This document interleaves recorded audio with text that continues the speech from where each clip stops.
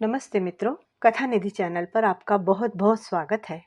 हमारी आज की कहानी सुप्रसिद्ध प्रतिष्ठित लेखक नरेंद्र कोहली की लिखी हुई कहानी है। कहानी का नाम है होने वाली पत्नी और आवाज़ है मेरी, मैं अपर्णा रमेश। अगर शादी तय हो जाती है तो क्या मंगेतर को सर्वस्व अर्पण कर देना सही है, नैतिक है? तो चलिए कहानी शुरू करते हैं। होने वाली पत्नी। इससे पूर्व कि मैं कुछ कहूँ, समझूं या पूछूं, उन्होंने तो मुझे बाहों में भरकर चूम ही लिया। मैं कैसी कैसी तो हो गई, एकदम जड़। कोई सुखद अनुभूति मुझे नहीं हुई। बस यही जी में आया कि उनकी बाहों से मैं छूट जाऊं। और स्पष्टतः मैं कोई जोर भी नहीं लगा सकती थी। बेबसी भरी आंखों से मैं इनकी तरफ देख कर बोली, कोई आ जाएगा? कोई नहीं आता। उनके होठों पर किसी अत्यंत लालची व्यक्ति की मुस्कान थी। ये अनैतिक है, मैंने उनकी बाहों से छूटने की चेष्टा करते हुए कहा। बिल्कुल नहीं, मम्मी आ रही है। मेरी बात सुनकर उन्होंने बाहों में ढील दे दी और मैं छूटकर भागी। अपने कमरे में जाकर मैंने दरवाजा भिड़ा दिया। दिमाग में विचार गड्ड-मड्ड हो रहे थे और उन सबके ऊपर थी ढेर सारी खीज और पापा पर गुस्सा आ रहा था। उन्हीं के कारण तो ये सब हुआ। सगाई हो जाने से ये क्या मुझ पर अपना अधिकार समझने लगे हैं? उन्हें इस घर में ठहराने का क्या अर्थ? पापा ने उन्हें मेरे लिए पसंद किया, ठीक है, मैंने विरोध नहीं किया। वह मुझे देखने आए, कोई बात नहीं, मैंने कोई आपत्ति नहीं की। उन्होंने मुझसे सवाल किए और मैंने उत्तर दे दिए। अब और क्या चाहते हैं? आज तो उन्होंने मुझे चूम लिया है, कल कुछ और चाहेंगे तो? सोचते सोचते मुझे स्वयं पर भी बहुत क्रोध आया। जब मालूम था कि बंगले के उस हिस्से में वे ठहरे हुए हैं, तो उस हिस्से में मैं करने क्या गई थी? पर मैं तो काम से गई थी। अब लाइब्रेरी ही ऊपर है, तो मैं क्या करूं? ऊपर का कमरा दिया था उन्हें कि खाली बैठे बैठे अगर ऊब जाए तो और कुछ ना हो तो किताब लेकर पढ़ते रहे। लेकिन वो तो शायद इसी घात में रहते हैं कि मैं उधर जाऊं तो वो मुझे इस बात की याद दिलाते रहें कि वे मेरे मंगेतर हैं। पर मुझे भी अकेले नहीं जाना चाहिए था। सहसा मेरा क्रोध उनकी ओर मुड़ गया। ये क्या ढंग है? भाई, आपसे विवाह होने वाला है तो आप विवाह तक भी धैर्य नहीं रख सकते? ये तो बड़ी ओछी सी बात है। पापा द्वारा दी गई स्वतंत्रता का अनुचित प्रयोग। मैं खौलती रही, उबलती रही। मम्मी मुझे 2-3 आवाजें दे चुकी थी और मैं आई मम्मी कहकर भी अभी तक उठी नहीं थी। जब मम्मी स्वयं ही कमरे में आकर उपस्थित हुई तो मुझे उठना ही पड़ा। संगीता, चल बेटी, मम्मी बोली, जल्दी से तैयार हो जा। क्यों? कहीं जाना है मम्मी? मैं दर्पण में स्वयं को देखते हुए सोच रही थी। ऐसे ही चली जाऊं? बेटा, सतीश के साथ जरा घूम फिर आओ। मम्मी जाने कैसे बोल रही थी। ना हो तो कोई पिक्चर ही देखाओ। मैंने कुछ नहीं कहा। मम्मी से क्या कहती, उन्हें तो स्वयं ही सोचना चाहिए था। पर वे कैसे सोचती? उन्हें पहली घटना का पता ही कहाँ था। मम्मी को ना बताऊं, साथ चले जाऊं उनके? पिक्चर हॉल के अंधेरे में वह मुझसे कुछ और ना चाहेंगे? मम्मी समझती क्यों नहीं? उनके साथ। मैं धीरे से बोली, क्यों, क्या हुआ? मम्मी को शायद मेरी बात अच्छी नहीं लगी। वो क्या तेरा मंगेतर नहीं है? अभी कल ही तो सगाई हुई है। अभी कल ही तो सगाई हुई है तेरी। अभी कल ही तो सगाई हुई है मम्मी। अच्छा, सुहागरात में भी कहना आज ही तो शादी हुई है क्या? मैंने सर उठाया और मम्मी चली गई थी। जाने उनके मुख पर कैसे भाव होते हैं। मैं तैयार होती रही। दरवाजे पर दस्तक हुई। समझ गई, समय हो जाने की सूचना थी। दरवाजा खोल दिया। उनके सामने आते ही मुझ पर संकोच छा जाता था। वैसे मैं कोई चुप रहने वाली लड़की नहीं हूँ, काफी बातें करती हूँ। अन्य लोगों की उपस्थिति में उनसे भी बातें कर लेती हूँ। पर एकांत में इनके सामने एकदम से थम सी जाती हूँ, बोला ही नहीं जाता है। टैक्सी में भी हम दोनों चुप ही रहे। उन्होंने भी कुछ कहने की चेष्टा नहीं की और मेरे बोलने का तो प्रश्न ही नहीं था। उन्होंने मेरी ओर 2-3 बार देखा अवश्य, शायद कुछ कहना चाहते हो। ये चुप्पी शायद उन्हें कुछ खल रही थी। मैं रास्ते भर बाहर ही देखती रही। पहले ही वे मुझे बदतमीज समझ रहे होंगे। अब तो चुप्पी भी अस्वाभाविक सी लग रही थी, लेकिन मैं सजग थी। वे मेरे मंगेतर हैं, मेरे होने वाले पति।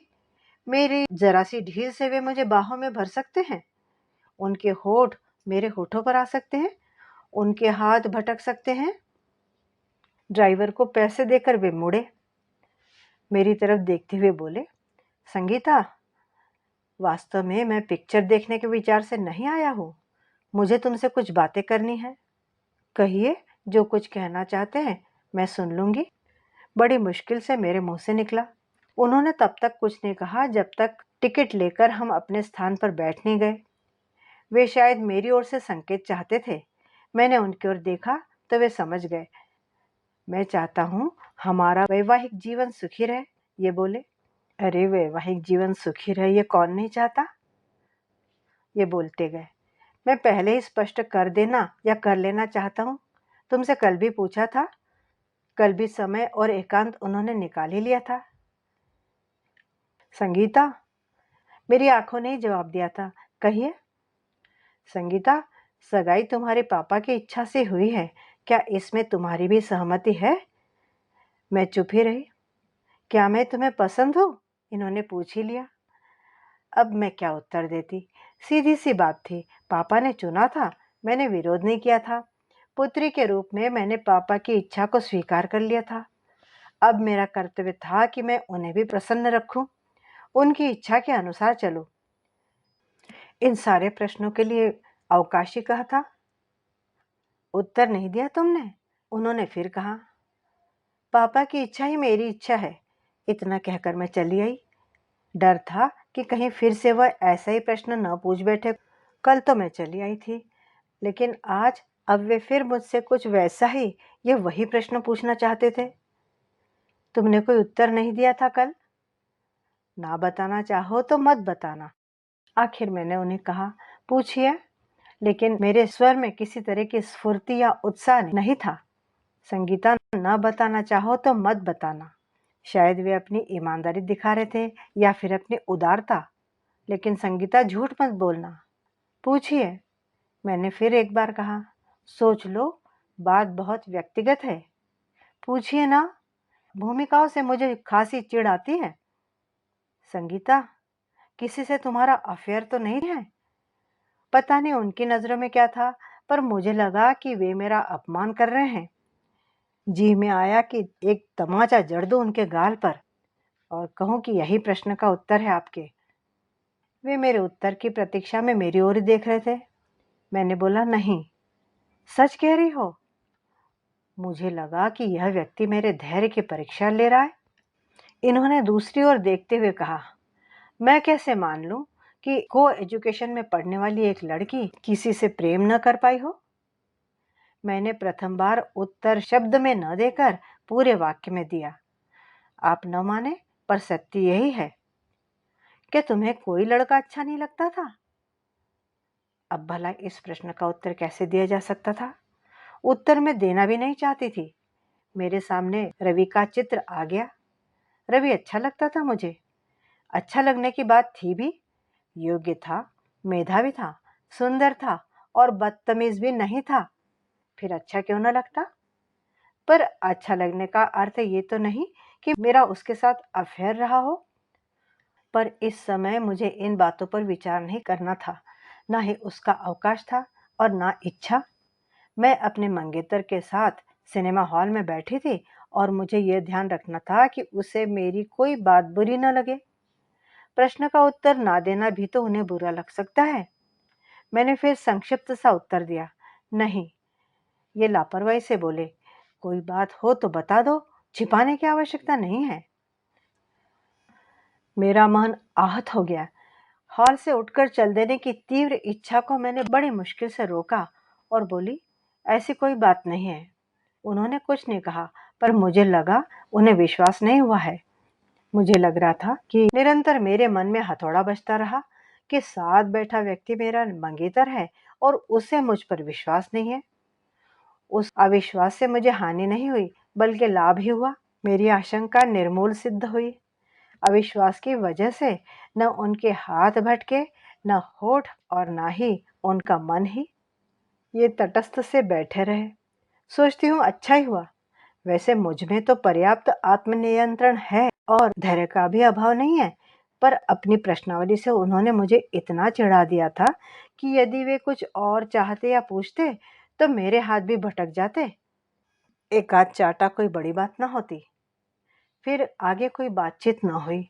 हम अनबोले ही घर चले आए। मैं अपने कमरे में आ गई, वे अपने कमरे की ओर चले गए। दूसरे दिन विदाई से पूर्व मिले तो काफी बदले हुए। अविश्वास की रेखाएं उनके चेहरे पर नहीं थी, गंभीर भी नहीं थे। बड़ा हल्का हल्का सा मूड था उनका। मुझसे पूछा, पत्र लिखूं तो उत्तर दोगी संगीता? मम्मी से पूछ लीजिए। मैं और कोई उत्तर सोच न सकी। उन्होंने बताया कि मम्मी ने तो बड़ी प्रसन्नता से पहले ही अनुमति दे दी है।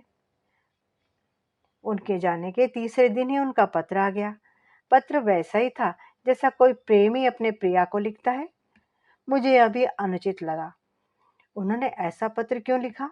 उन्हें अधिकार ही क्या था? मैं उनकी प्रेमिका तो थी नहीं, होने वाली पत्नी थी, मंगेतर। और फिर उन्होंने शीघ्र उत्तर मांगा था, पर उसका ये अर्थ तो नहीं था कि मैं तुरंत ही उत्तर लिखने बैठ जाती। फिर प्रत्येक पत्र में शीघ्र उत्तर पाने की आकांक्षा की जाती थी। मैं अपने भीतर उबलता खौलता उफनता हुआ भाव भी तो नहीं पा रही थी कि पत्र लिखकर अपनी व्याकुलता से मुक्ति पा लेती। मेरे लिए तो समस्या थी कि उन्हें क्या लिखूं। जैसा पत्र उन्होंने लिखा था वैसा ही मैं नहीं लिख सकती थी। बहुत जल्दी करने पर भी 1 सप्ताह से पूर्व उत्तर न दे सकी। और भी तो इतने सारे कार्य थे।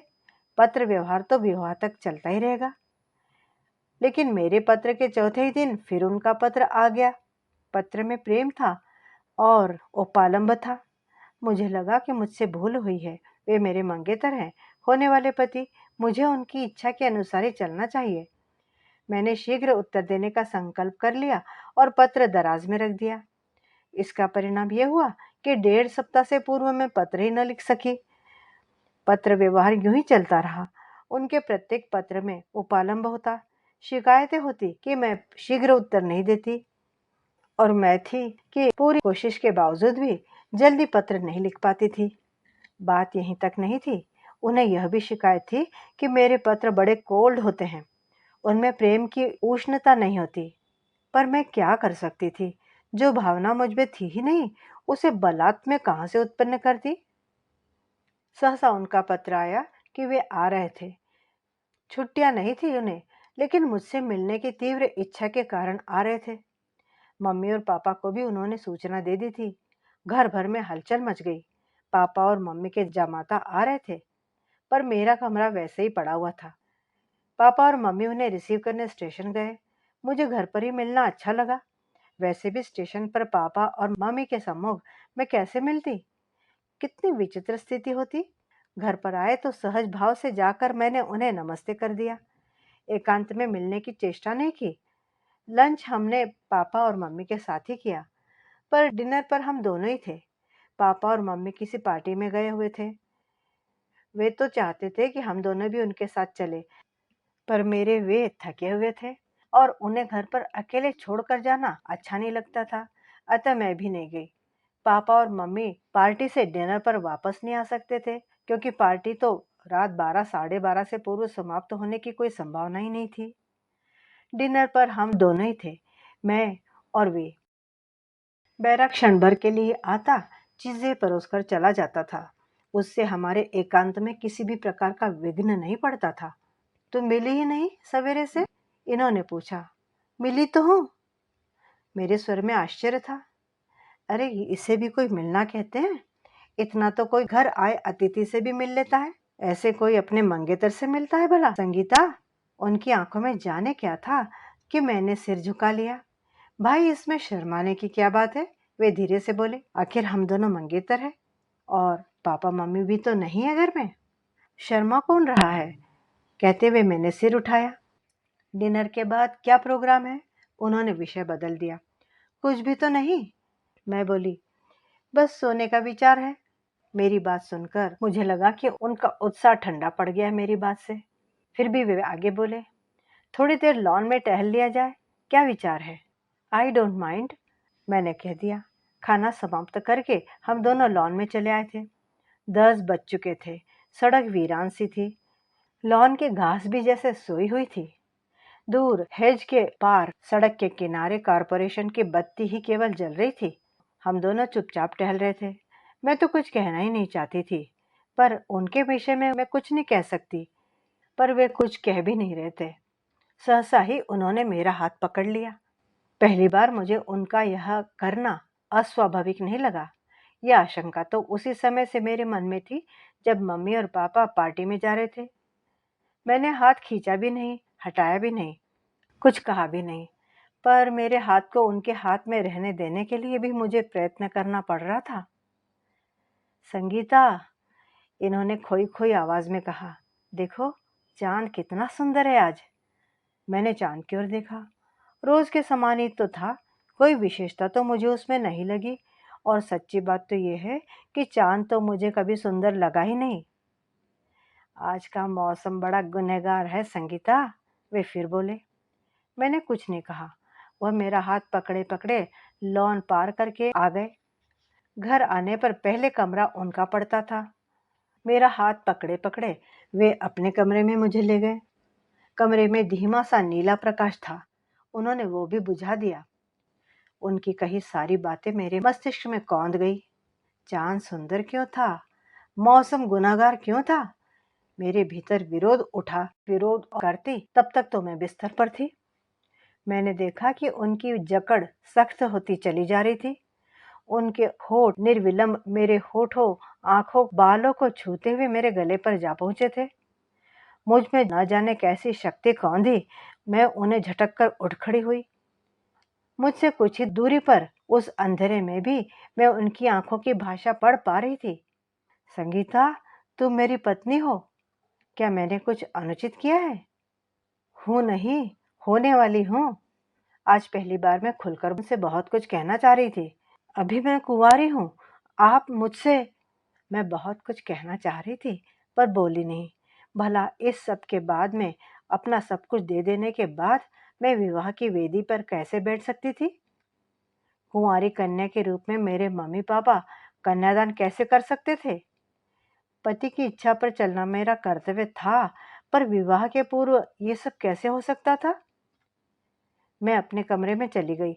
उन्होंने मुझे रोकने की चेष्टा भी नहीं की। फिर मैं उनसे नहीं मिली। दूसरे दिन जाने से पूर्व वे मेरे कमरे में आए और मैंने उनकी ओर देखे बिना ही उन्हें नमस्ते कर दी। वे कुछ देर रुके रहे, शायद कुछ कहना चाहते थे, पर मैंने उनकी ओर देखा तक नहीं। कल की घटना के लिए क्षमा कर देना संगीता, उनका स्वर सुनाई पड़ा। शेष सब कुछ मैं पत्र में लिखूंगा। मैंने कुछ भी नहीं कहा और वो चले गए। कहने को था भी क्या? उन्होंने अपनी गलती का अनुभव कर लिया था, ये अच्छा ही था। पर मुझे भी सावधान रहने की आवश्यकता थी। मैं सामाजिक समझौते के बिना अपना शरीर उन्हें कैसे दे सकती थी? उनका पत्र आया। पत्र में विशेष कुछ भी नहीं था। विस्तार से क्षमा प्रार्थना ही की गई थी और अंत में उन्होंने लिखा था कि अगले महीने वह 1 सप्ताह के लिए शिमला जा रहे थे। यदि मैं भी उन्हें उन दिनों वहीं जाकर मिल सकूं तो उन्हें प्रसन्नता होगी। पर मैं कैसे जा सकती थी? जो व्यक्ति मेरे घर में आत्मनियंत्रण खो बैठे, शिमला जैसे स्थान में अकेली रातों में, वह मुझसे क्या कुछ नहीं चाहेगा? क्या धैर्य रख सकेगा? मैं विश्वास नहीं कर पाई और उत्तर जब दिया तो स्पष्ट लिख दिया कि आ तो सकती हूँ, पर आना मैं उचित नहीं समझती हूँ। इस बार उनका उत्तर काफी देर से आया और यह पिछले पत्रों से पर्याप्त भिन्न भी था। संगीता, क्षमा करना, मैं किसी विशेषण से तुम्हें संबोधित नहीं कर रहा, कारण मैं समझता हूँ कि मुझे कोई अधिकार नहीं है किसी भी विशेष संबोधन से तुम्हें बुलाने का। बहुत सोचने पर मैं इस निष्कर्ष पर पहुंचा हूँ कि जो प्यार मुझ में है, जो उबाल मुझ में है, वह तुम में नहीं है। विवाह के पश्चात तुम जो कुछ भी करोगी, कर्तव्य समझ कर ही करोगी, प्रेम से नहीं। अतः जो सुख मुझे नहीं मिल सकता है, मैंने उसकी इच्छा भी छोड़ दी है, छोड़ रहा हूँ। सतीश: मैं समझ ही नहीं पाई कि बात क्या है, कैसा सुख वह छोड़ रहे हैं। सारा दिन मनहूसी छाई रही, मैं उलझी रही। शायद पहले कभी उनके विषय में मैंने इतना सोचा हो, ये मुझे याद नहीं पड़ता। डिनर पर मैं ही नहीं, मम्मी और पापा भी सोच में डूबे रहे। वह क्या सोच रहे थे पता नहीं। थोड़ी सी उत्सुकता तो हुई, पर अपनी चिंता ही मेरे पास में इतनी थी कि उसमें ही उलझ गई। कुछ देर में पापा ही बोले, संगीता। मैंने उनकी ओर देखा। सतीश के डैडी का पत्र आया है। मैंने पापा की तरफ देखा। बेटे, a piece of news for you बेटी। मैं उसी तरह उनकी तरफ देखती रही। सतीश के डैडी का पत्र आया है बेटा। कारण बताए बिना ही उन्होंने तुम्हारा और सतीश का रिश्ता तोड़ दिया है। कहते हुए उन्होंने पत्र मेरी ओर बढ़ाया। मैंने कुछ भी नहीं कहा। पत्र ले लिया, पर पढ़ा नहीं। पढ़ने की आवश्यकता ही नहीं थी। पता नहीं क्या दोष देखा उन्होंने। मम्मी मायूसी से कह रही थी। मैंने मम्मी की ओर देखा। कितनी भोली थी मेरी मम्मी, पर उन्हें मैं कैसे बताती कि दोष किसका है। मैंने धीरे से कहा, जाने दो मम्मी, जैसी उनकी इच्छा। और हम तीनों चुपचाप डिनर करते रहे। मित्रों, अभी आप सुन रहे थे नरेंद्र कोहली जी की लिखी हुई कहानी होने वाली पत्नी। आपको कहानी कैसी लगी? क्या संगीता का व्यवहार उसके होने वाले पति के साथ में सही था या गलत? अपना शरीर उसे विवाह से पूर्व समर्पित करने की बात थी, उसने मना किया। यहाँ तक तो ठीक है, पर आगे उसका व्यवहार जो था, क्या आपको वह सही लगा? अपनी राय कमेंट बॉक्स में ज़रूर लिखिए। क्या उसका विवाह टूटने में उसका ही ज़्यादा दोष है? ये भी आप कमेंट बॉक्स में ज़रूर लिखिए। कहानी अच्छी लगी हो तो एक लाइक ज़रूर कीजिए, और चैनल पर नए हैं तो चैनल को भी सब्सक्राइब ज़रूर कर लीजिए। मैं जल्दी ही मिलती हूँ एक और बढ़िया सी कहानी के साथ। तब तक विदा। आपका दिन शुभ हो।